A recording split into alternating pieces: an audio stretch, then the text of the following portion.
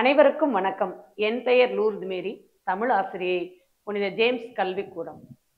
இன்றைய தலைப்பு தன் மீதும் பிறர் மீதும் பொறுப்புணர்வு உள்ளவர்களாக இருத்தல். உங்களுடன் மீண்டும் இணைந்து சிந்திப்பதில் மகிழ்ச்சி.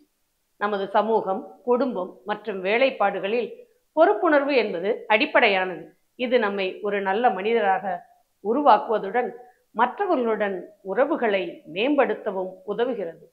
நம்முடைய வார்த்தைகள், செயல்கள் மற்றும் எண்ணங்கள் எல்லாம் ஒருவருக்கொருவர் பொறுமையாக இருக்க வேண்டும் என்பதே. பொறுமையுள்ளவன் மிகுந்த புத்திசாலி என்று இறை வார்த்தை கூறுகின்றது. நாம் என்ன செய்கிறோம் என்பது குறித்தும் நமது செயல்களின் விளைவுகள், அது பிறருக்கு ஏற்படுத்தும் பாதிப்புகள் குறித்தும் யோசித்து செயல்பட வேண்டும். இது சமூகத்தின் மீதுள்ள கடமை, பிறர் மீது உள்ள பொறுப்புணர்வு. சமூக பொறுப்புணர்வு பற்றி பேசிட்டு இருக்கும்போது எனக்கு ஒரு உணர்வூட்டும் கதை ஞாபகத்துக்கு வருது. ஒரு கடற்கரை கிராமம். அங்கு வாழ்ந்து வந்த முத்து ஒரு சாதாரண மீனவன். தினமும் காலையில கடலுக்கு போய் மீன் பிடிக்கிறவன். ஆனா முத்துவோட வாழ்க்கையில ஒரே ஒரு வித்தியாசம்.